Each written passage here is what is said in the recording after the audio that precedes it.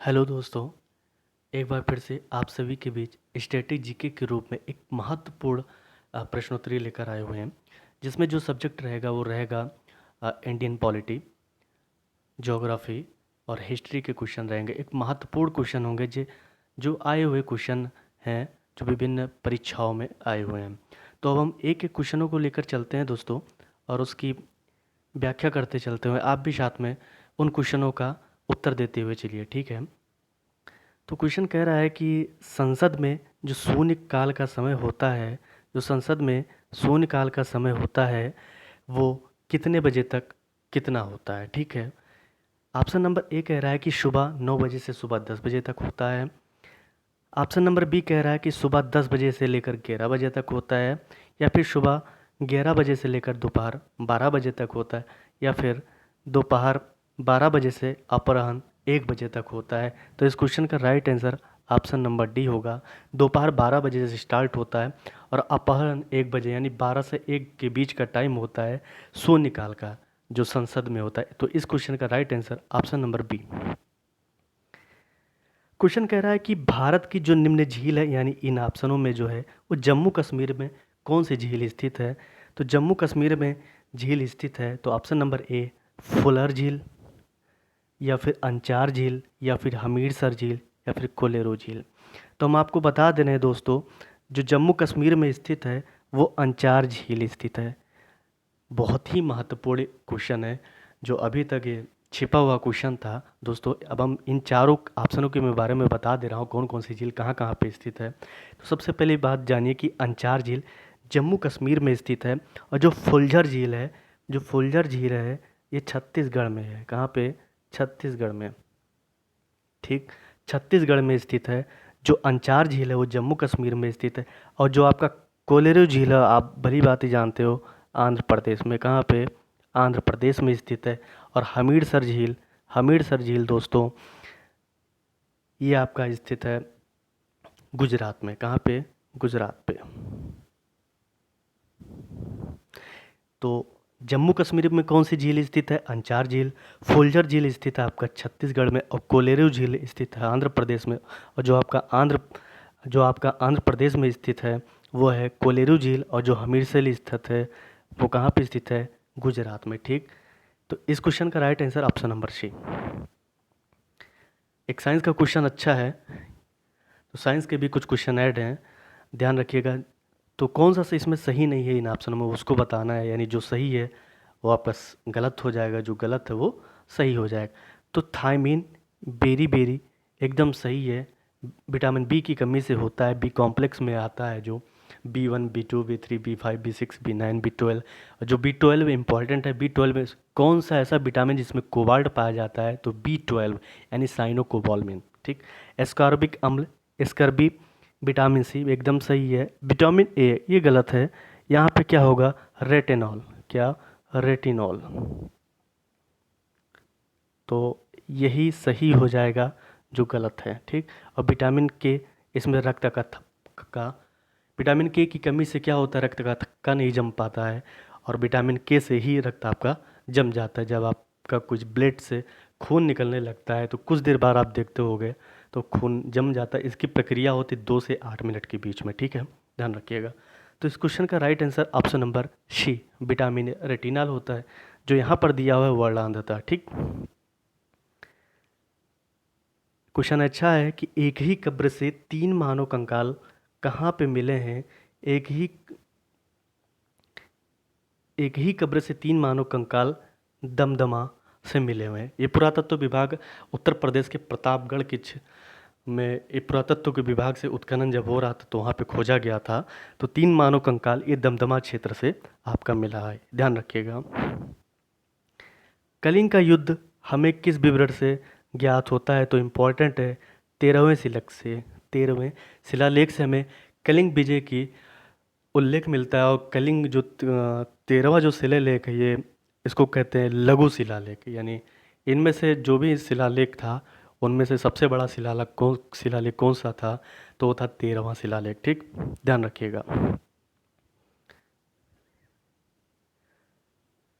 Question आता है कि राज्य वित्त आयोग ये क्या है, एक विधिक संस्था है या असंवैधिक संस्था है या संवैधानिक संस्था है। देखिए यहाँ पर वर्णन किया गया है संवैधानिक संस्था और असंवैधिक संस्था। तो जान लीजिए जो भी संवैधानिक संस्था होगा तो उसका संविधान में वर्णन होगा, क्या होगा, वर्णन होगा। तो राज्य वित्त आयोग, आप जानते हो वित्त आयोग 280 में गठन है, लेकिन जो राज्य वित्त आयोग उसका जो भाग 9 और भाग 9 का में वर्णन है, यानी संविधान में वर्णन है भाग 9 और भाग 9 का में, जिसमें अनुच्छेद 243 के झा में बताया गया पंचायतों के बारे में, और जो 243 माह होता है उस नगर निकाय के बारे में वर्णन है। तो क्या है, संविधान में वर्णन, इसलिए क्या हो जाएगा, संवैधानिक संस्था। इस क्वेश्चन का right answer option number C हो जाएगा। ठीक, क्वेश्चन कह रहा है कि अंग्रेजों के विरुद्ध खान अब्दुल गफ्फार खान द्वारा प्रारंभ किए गए आंदोलन का क्या नाम था। दोस्तों हमने इंडियन मॉडर्न हिस्ट्री का जो है एक मैराथन क्लास में, उसमें सभी क्वेश्चन ऐड हैं। सभी क्वेश्चन ऐड है का मतलब है पूरी थ्योरी की क्लास हुई है और पूरा एक वीडियो में ही कंप्लीट हुआ, मात्र 1 घंटे में। दोस्तों अगर आप उस वीडियो को देख लेते तो एक भी क्वेश्चन बाहर नहीं जाएगा। अभी आप देखिएगा मॉडर्न हिस्ट्री के 2-4 क्वेश्चन हैं जो ये यूपी पीसीएस का क्वेश्चन आया हुआ क्वेश्चन है, 2016-17 के क्वेश्चन है जो मॉडर्न हिस्ट्री से हमने उठाए हैं, यूपी पीसीएस में पूछा गया। ये चारों क्वेश्चन आप देख लीजिएगा, उस जो मैराथन हमने दिया है उसी में वहीं से पूछे गए हैं। ठीक है, तो पूछा क्या है, अंग्रेजों के विरुद्ध जो खान अब्दुल गफ्फार खां थे, इनको किस आंदोलन में, इनका जो आंदोलन स्टार्ट किए हुए थे उस आंदोलन का नाम क्या था। तो नाम था लाल कुर्ती आंदोलन। ठीक है, लाल कुर्ती आंदोलन। जो अब्दुल गफ्फार खां है इनको हम सीमांत गांधी के नाम से भी जानते हैं। क्या, सीमांत गांधी के नाम से जानते हैं। और लाल कुर्ती का आंदोलन स्टार्ट कब हुआ था मैं आपको बता दूं, इस सविनय अवज्ञा आंदोलन के दौरान ही स्टार्ट हुआ था। क्या, लाल कुर्ती जिन्होंने खुदाई खिदमतगार नाम से एक संगठन बनाया हुआ था। क्या, खुदाई खिदमतगार के नाम से एक संगठन बनाया हुआ था। तो याद रखिएगा कि खान अब्दुल गफ्फार खां को सीमांत गांधी के नाम से जानते हैं। और खान अब्दुल गफ्फार खां लाल कुर्ती आंदोलन में लाल कुर्ती नाम क्यों दिया गया, क्योंकि वहाँ पे जो भी व्यक्ति हुए तो लाल कुर्ती के रूप में ही उनकी वेशभूषा थी, इसलिए उसका नाम दे दिया गया लाल कुर्ती आंदोलन। ठीक है, इस क्वेश्चन का right answer option number A हो जाएगा। आगे बढ़ते हैं दोस्त, कह रहा है कि भारतीय संविधान के किस अनुच्छेद के अंतर्गत अंतर्राष्ट्रीय समझौतों को प्रभावी बनाने हेतु संसद में राज्य सूची के विषय पर कौन सा अनुच्छेद है जो कानून बना सकती है। तो अनुच्छेद वो हो जाएगा 253, यानी अनुच्छेद 253 के अंतर्गत हम अंतर्राष्ट्रीय समझौतों को प्रभावी बना सकते हैं, राज्य सूची के विषय पर हम कानून बना सकते हैं। और ध्यान रखिएगा कानून संसद बनाती है। ठीक है, कानून संसद बनाती है। देखिए ये भी क्वेश्चन है, ये मैराथन में आपको मिलेगा। मोतीलाल नेहरू और सी आर दास 1923 में मोतीलाल नेहरू और सी आर दास ने 1923 में कौन सी पार्टी का गठन किया था। तो गठन किया था, उस स्वराज पार्टी का गठन किया था। कब किया था, 1923 में। दोस्तों चौरी चौरा का कांड हम स्टार्टिंग बता दे रहे हैं कि असहयोग आंदोलन स्टार्ट होता है 1920 में, और फिर बाद में जब 1922 एक चौरी चौरा नामक में एक घटना हो जाती है, तो वहाँ पर महात्मा गांधी उस जो घटना हो जाती उससे आहत होकर असहयोग आंदोलन स्थगित कर देते, जिसमें से कुछ नेताएं आपस में नाराज़ हो जाते तो अलग अलग पार्टियां बनाने लगते हैं, अलग अलग संगठन बनाने लगते हैं, जिसमें ये महत्वपूर्ण संगठन था मोतीलाल नेहरू, चित्तरंजन दास जिसको कहते हैं, सुभाष चंद्र बोस के गुरु थे चित्तरंजन दास। 1923 में एक संगठन बनाते हैं, उसका नाम होता है स्वराज पार्टी। तो स्वराज पार्टी का गठन किसने किया था, तो मोतीलाल नेहरू, चित्तरंजन दास। ये पीटी में पूछा हुआ क्वेश्चन था। ठीक है, और ये क्वेश्चन यूपी पीसीएस में भी आया हुआ है। ठीक,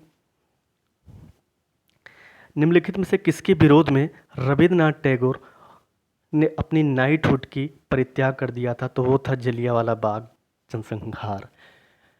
तो जलियांवाला बाग घटना होती है 13 अप्रैल 1919 को। दोस्तों 13 अप्रैल 1919 को होती है। क्यों होती है, क्योंकि एक रॉलेट एक्ट आ जाता है। कब, कौन सा आता है, 1919 में आता है।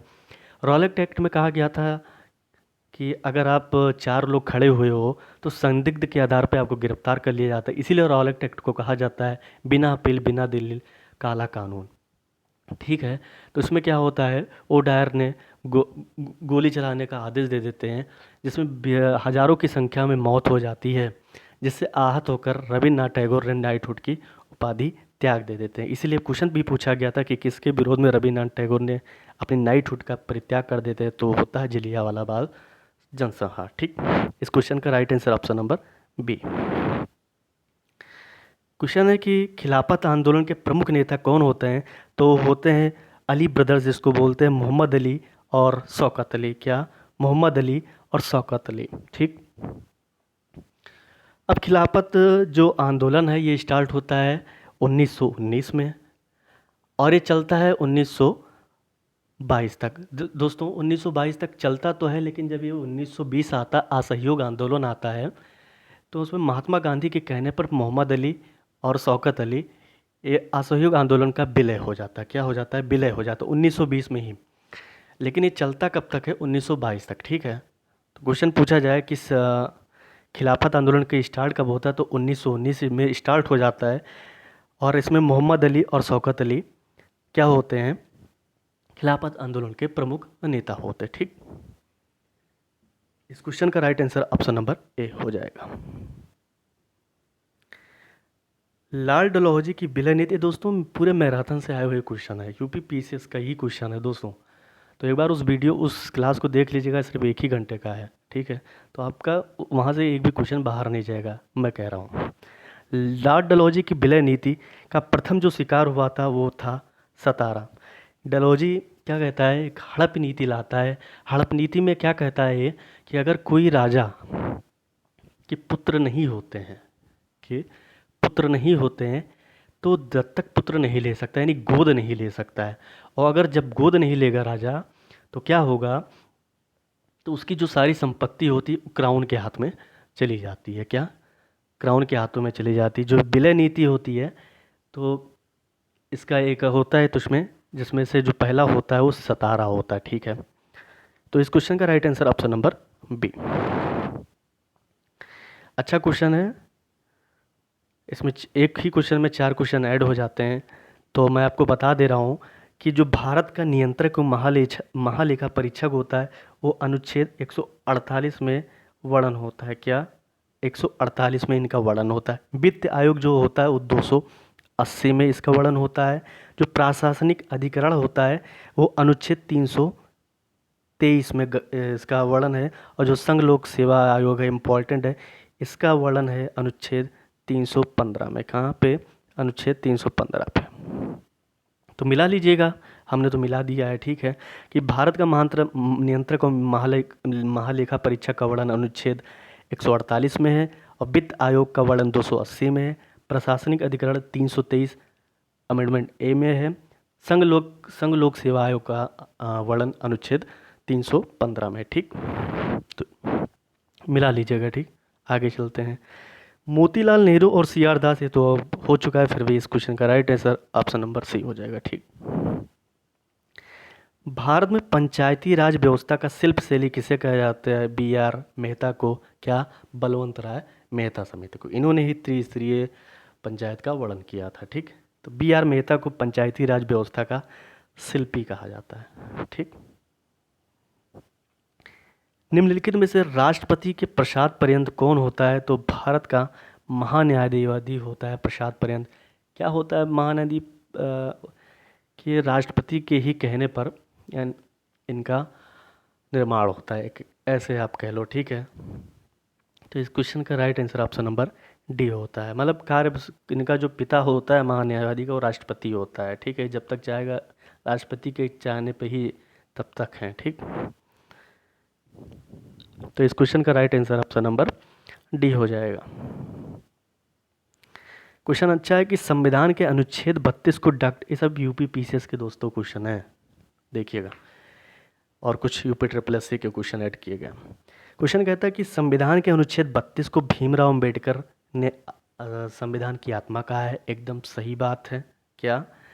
क्वेश्चन पूछा जाता है कि डॉक्टर भीमराव अंबेडकर किस अनुच्छेद को संविधान की आत्मा कहते हैं? तो संविधान की आत्मा अनुच्छेद 32 को कहते हैं, जिसको कहा जाता है संवैधानिक उपचारों का अधिकार। अगर आपके मौलिक अधिकार का कोई दिक्कत करता है, मौलिक अधिकारों को आपको छीनता है, तो आप सुप्रीम कोर्ट अनुच्छेद 32 के अंतर्गत जाते हैं, जिसमें सुप्रीम कोर्ट 5 प्रकार की रिट जारी करता है। ठीक, तो ये क्वेश्चन भी सही है। अनुच्छेद 32 क्या कहता है कि मौलिक अधिकारों के अतिक्रमण, वही कहा ना कि विरुद्ध प्रभावी विचार का प्रदान करता है, ये भी सही है। और ए आर दोनों सही है। अनुच्छेद 32 ए का सही स्पष्टीकरण आर है। ठीक है, ए का सही स्पष्टीकरण आर है, बिल्कुल। 32 अनुच्छेद 32 के बारे में ही कारण आर बता रहा है, इसीलिए ऑप्शन नंबर ए सही हो जाएगा। ठीक है, ऑप्शन नंबर ए सही हो जाएगा। भारत के सर्वोच्च न्यायालय ने संविधान के आधारभूत ढांचे के सिद्धांत को कब स्पष्ट किया था? तो केशवानंद भारतीवाद 1973 में संविधान के आधारभूत ढांचे को स्पष्ट किया था। दोस्तों मैं बता दे रहा हूँ कि संविधान के आधारभूत ढांचे का क्या मतलब है। ठीक है, तो एक केस हुआ था कि केशवानंद भारतीवाद 1973 बनाम किसके हुआ था? केरल राज्य के। इसके अनुसार केशवानंद मतलब सुप्रीम कोर्ट ने बताया था कि संसद को संविधान में संशोधन करने का अधिकार प्राप्त है। क्या? संसद को संविधान में संशोधन करने की शक्ति प्राप्त है, लेकिन कैसे प्राप्त है? आप जो संविधान का मूल ढांचा होता है उसको प्रभावित ना करें, यानी मूल ढांचे को प्रभावित ना करें, आप संविधान को संशोधन कर सकते हैं। ठीक है, तो इसका मतलब ये था। इस क्वेश्चन का right answer option number D. पूछा है कि भारतीय संविधान के किस अनुच्छेद में निर्वाचन आयोग का वर्णन है? तो अनुच्छेद 324। क्या? अनुच्छेद 324। बहुत इंपॉर्टेंट क्वेश्चन है कि भारतीय संविधान का कि किस अनुच्छेद में निर्वाचन आयोग का वर्णन है? तो अनुच्छेद 324। ठीक, ये भी बहुत बढ़िया क्वेश्चन है कि एक तरफ दर्रा दिया हुआ गया है और कौन सा दर्रा किस राज्य में है, आइए मिलाते हैं। जो माड़ा दर्रा है वो कहाँ पर स्थित है? वो उत्तराखंड में स्थित है। दोस्तों यहाँ पे लिपुलेख दर्रा भी स्थित है। कहाँ पर? उत्तराखंड में। दोस्तों एक माड़ा नीति है, इसको बोलते हैं माड़ा नीति। ठीक है, तो माड़ा नीति दर्रा कहाँ पे है? उत्तराखंड पे है, और यहीं पे लिपुलेख दर्रा भी है। ठीक है, नाथुला दर्रा आप जानते हो सिक्किम में है। कहाँ पे? सिक्किम में। और सिक्किम में जेलेपा दर्रा भी स्थित है। क्या? सिक्किम में जेलेपा दर्रा भी स्थित है। दोस्तों जोजिला दर्रा से आप भली बात जानते हो जोजिला दर्रा कहाँ? तो जोजिला दर्रा जम्मू कश्मीर में स्थित है। कहाँ पे? जोजिला दर्रा जम्मू कश्मीर में। और यहीं पे क्या? बुर्जिल दर्रा भी स्थित है। सिपकीला दर्रा हिमाचल प्रदेश, इससे भी आप भली प्रकार जानते हो। तो और सिपकीला दर्रा मतलब हिमाचल प्रदेश में एक और दर्रा है जिसको कहते हैं बारालाचा का दर्रा, यानी बारालाचा दर्रा कहाँ पे है? सिक्किम में। हम आपको बता दे रहे फिर से, माड़ा नीति या लिपलेख दर्रा उत्तराखंड में स्थित है, नाथुला या जेलेपा दर्रा सिक्किम में स्थित है, जोजिला या बुर्जिल दर्रा जम्मू कश्मीर में स्थित है, और सिपकीला या बारालाचा दर्रा हिमाचल प्रदेश में स्थित है। आप मिला लीजिएगा, हमने मिला दिया। ठीक है, क्वेश्चन कह रहा है कि लोकसभा द्वारा पारित धन विधेयक राज्यसभा द्वारा भी पारित मान लिया जाएगा यदि राज्यसभा द्वारा उस पर कोई कार्यवाही नहीं करता है। ठीक, क्वेश्चन कह रहा है कि लोकसभा द्वारा अगर धन विधेयक पारित हो चुका है, अगर राज्यसभा उसकी अनदेखी करता है, 14 दिन तक वेट करता है, 14 दिन पर कोई राज्यसभा नहीं करता, तो अपने आप वो धन विधेयक पास हो जाएगा। यानी इस क्वेश्चन का right answer option number B हो जाएगा। और जो ये बात कह रहा है कि लोकसभा द्वारा पारित धन विधेयक राज्यसभा द्वारा भी पारित मान लिया जाएगा यदि राज्यसभा 14 दिन तक कोई कार्रवाई नहीं करती, इसका वर्णन मतलब संविधान के किस अनुच्छेद में है? तो अनुच्छेद 105 के 5 में कहा गया है। ठीक है, इस क्वेश्चन का right answer option number B. बढ़िया क्वेश्चन है, आइए मिलाते हैं। संविधान संशोधन कौन से अनुच्छेद में है? 368। वित्तीय आयोग अभी आप पढ़ा ही गया है, 280। वित्तीय आपात 360 आप जानते हो। अब अखिल भारतीय सेवाएं अनुच्छेद 312। ठीक, तो संविधान संशोधन 368, वित्तीय आयोग 280 और वित्तीय आपात 360 और अखिल भारतीय सेवाएं अनुच्छेद 312 में है। ठीक, किसी जाति तथा जनजाति को अनुसूचित जाति तथा अनुसूचित जनजाति घोषित करने हेतु शक्ति संपन्न संवैधानिक प्राधिकारी मतलब किसी जाति तथा जनजाति को अनुसूचित जाति, अनुसूचित जाति को घोषित करने की शक्ति किसके पास है? तो पास है भारत के राष्ट्रपति के पास। क्या? भारत के राष्ट्रपति के पास। यानी संविधान के हम बता दे रहे हैं 341 के तहत, यानी संविधान के अनुच्छेद 341 के तहत आप किसी जाति को अनुसूचित जाति घोषित कर सकते हो, और अनुच्छेद 342 के तहत किसी जाति को आप अनुसूचित जनजाति घोषित करने की शक्ति राष्ट्रपति को प्राप्त है। तो इस क्वेश्चन का right answer option number A. बढ़िया क्वेश्चन है, आइए मिलाते हैं। दोस्तों हमने कोशिश की है कि जो एक ही ऑप्शन में 4-4 क्वेश्चन जो ऐड हो उसको मिलाने की कोशिश की हमने। तो लानोज वेनेजुएला में है, और ये वेनेजुएला कहाँ है, और लानोज और पंपास, यहीं पे पंपास भी स्थित है। तो उत्तरी दक्षिण अमेरिका में है। लानोज कहाँ पे है? दक्षिण अमेरिका में है। स्टेपी आपका यूरोप महाद्वीप में है। स्टेपी आपका कहाँ? यूरोप महाद्वीप है, और यहीं कहाँ पे? यूरेशिया में। कहाँ पे? यूरेशिया में। प्रेरीज आपका उत्तरी अमेरिका में है। प्रेरीज आपका कहाँ? उत्तरी अमेरिका में। और बेल्ट आप जानते हो दक्षिण अफ्रीका में है। यानी लानोज और पंपास ये आपका दक्षिण अमेरिका में हो जाएगा। स्टेपी आपका यूरोप में यानी यूरेशिया में है। प्रेरीज उत्तरी अमेरिका में हो जाएगा, और बेल्ट आपका दक्षिण अफ्रीका में हो जाएगा। दो और है दोस्त जो पूछा जाता है कि डाउन्स कहाँ पे है। डाउन्स ऑस्ट्रेलिया में है, और एक पूछा जाता है सवाना, ये आपका उत्तरी अफ्रीका में पड़ जाता है। कहाँ पे? उत्तरी अफ्रीका पे। ठीक है, बढ़िया क्वेश्चन है कि राष्ट्रीय डेयरी अनुसंधान संस्थान कहाँ पे है? ये आपका पड़ जाता है करनाल हरियाणा में। कहाँ पे? करनाल हरियाणा पे। क्वेश्चन एक और बढ़िया है कि राष्ट्रीय डेयरी विकास बोर्ड कहाँ पे है? ये आपका पड़ता है आनंद गुजरात में। कहाँ पे? आनंद गुजरात में। तो इस क्वेश्चन का right answer option number A, राष्ट्रीय डेयरी अनुसंधान संस्थान कहाँ है? करनाल हरियाणा में। सर्वाधिक जैव विविधता कहाँ पाई जाती है दोस्तों? तो उष्णकटिबंधीय वर्षा वनों में पाई जाती है। आंतरिक सुरक्षा अकादमी कहाँ स्थित है दोस्तों? ये बहुत इंपॉर्टेंट क्वेश्चन है कि आंतरिक सुरक्षा अकादमी कहाँ स्थित है? तो ये माउंट आबू यानी राजस्थान में स्थित है। कहाँ? और इसकी स्थापना होती है 1975 में। किस लिए किया जाता है? तो किया जाता है केंद्रीय रिजर्व पुलिस बल के अधिकारियों को प्रशिक्षण देने के लिए आंतरिक सुरक्षा अकादमी की स्थापना की जाती है। कब होती है? 1975 में। कहाँ स्थित है? माउंट आबू यानी राजस्थान में। ठीक, निम्नलिखित कौन कृत्रिम पारिस्थितिक तंत्र है? यानी कृत्रिम पारिस्थितिक तंत्र कौन सा है? धान का खेत। आप भली बात ही जानते, उस पर क्या व्याख्या करें। भारत के संविधान का कौन सा अनुच्छेद राष्ट्रीय महत्व के स्मारकों, स्थानों और वस्तुओं की सुरक्षा प्रदान करता है? बहुत ही इंपॉर्टेंट है ये अनुच्छेद 349, अनुच्छेद 49 में वर्णन है जो राष्ट्रीय स्मारक है, स्थान है और वस्तु है, इसका जो सुरक्षा से संबंधित है वो कौन सा अनुच्छेद है?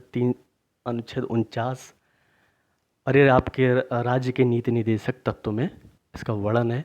राज्य के नीति निर्देशक तो 36 से 51 तक है। दोस्तों हम बता दे रहे हैं कि 48 जो अनुच्छेद 48 है, ये अनुच्छेद 48 कहता है कृषि और पशुपालन के बारे में बताता है। और यहीं पर जो 48 ए बताता है ये पर्यावरण के संरक्षण के बारे में बताता है। और जो अनुच्छेद 50 है ये कार्यपालिका और न्यायपालिका के पृथक्करण के बारे में बताता है। ठीक है, और 51 जो होता है वो अंतर्राष्ट्रीय विदेशों के बारे में बताता है। ठीक है, तो इस क्वेश्चन का right answer option number C हो जाएगा। 2011 की जनगणना के अनुसार भारत में निम्नलिखित राज्यों में से सबसे अधिक जनसंख्या घनत्व किसके पास है? बिहार में। आप कमेंट बॉक्स में बताइएगा सबसे कम जनसंख्या घनत्व किसका है। कौन सा मौलिक अधिकार अल्पसंख्यकों के हितों के संरक्षण के बारे में बताता है? तो वो बताता है सांस्कृतिक एवं शैक्षिक अधिकार। ठीक है, ये अल्पसंख्यकों हितों के संरक्षण की बात करता है कौन? सांस्कृतिक और शैक्षिक अधिकार। भारतीय संविधान का निम्न में से कौन सा अनुच्छेद मानव के क्रय विक्रय एवं जबरदस्ती मजदूरी का प्रतिबंध लगाता है? अनुच्छेद 23। दोस्तों अनुच्छेद 24 क्या बताता है ये आप कमेंट बॉक्स में बताइएगा। ठीक है, विश्व की सबसे बड़ी पर्वत कौन सी है? वो एंडीज पर्वत है। ये दक्षिण अमेरिका महाद्वीप में स्थित है। और दक्षिण अमेरिका की जो सबसे ऊंची चोटी कौन सी है? वो अकांगा गुहा है। ठीक है, अकांका गुहा यानी विश्व की सबसे बड़ी पर्वत श्रृंखला कहाँ पे, वो एंडीज पर्वत है। कहाँ स्थित है, दक्षिण अमेरिका महाद्वीप में स्थित है। अब पूछ लिया जाए कि दक्षिण अमेरिका की सबसे ऊंची चोटी कौन सी, तो अकांकागुआ। अब विश्व की सबसे बड़ी चोटी कौन सी, तो एंडीज कहाँ स्थित है, दक्षिण अमेरिका में है। ठीक है। और दक्षिण अमेरिका की सबसे लंबी नदी कौन सी है, वो दक्षिण अमेरिका की सबसे लंबी नदी ना अमेजन है। ठीक है। इस क्वेश्चन का right answer option number C. संविधान के किस अनुच्छेद के प्रावधानों के अंतर्गत भारत सरकार ने भारत रत्न और पद्मश्री का प्रारंभ किया, तो अनुच्छेद 18। दोस्तों अनुच्छेद 18 बताता है उपाधियों का अंत के बारे में, लेकिन बाद में बंद कर दिया गया था। लेकिन फिर भारत सरकार ने स्टार्ट कर दिया ये कहकर कि जो सेना में है और जो साहित्य जगत में है, ये ठीक है, इनको पुरस्कार दिया जा सकता है। तो ये सम्मान है, ठीक है, उपाधि नहीं दी जाती है, सम्मान है। तो सम्मान के तौर पर अब अनुच्छेद 18 के तहत आप पद्मश्री और भारत रत्न स्टार्ट किया था। ठीक है। विद्या संबंधी सम्मान हो गया, या सेना से संबंधित जो सम्मान होता है वो स्टार्ट हो गया। इसको उपाधि नहीं माना जाता, सम्मान के तौर पे पद्मश्री, पद्म विभूषण और भारत रत्न दिया जाने लगा। ठीक है। इस क्वेश्चन का right answer option number D. Dawkins पर्वत कहाँ पे है, दक्षिण अफ्रीका पे है। भली बात जानते हो, अच्छा क्वेश्चन है, सुपर टेट में आया भी हुआ है। तो आप सभी को बहुत बहुत धन्यवाद दोस्तों। कमेंट बॉक्स में बताइएगा कैसा लगा सेशन, और आपसे एक ही गुजारिश है, सेशन को लाइक शेयर सब्सक्राइब जरूर करिएगा। बहुत बहुत धन्यवाद।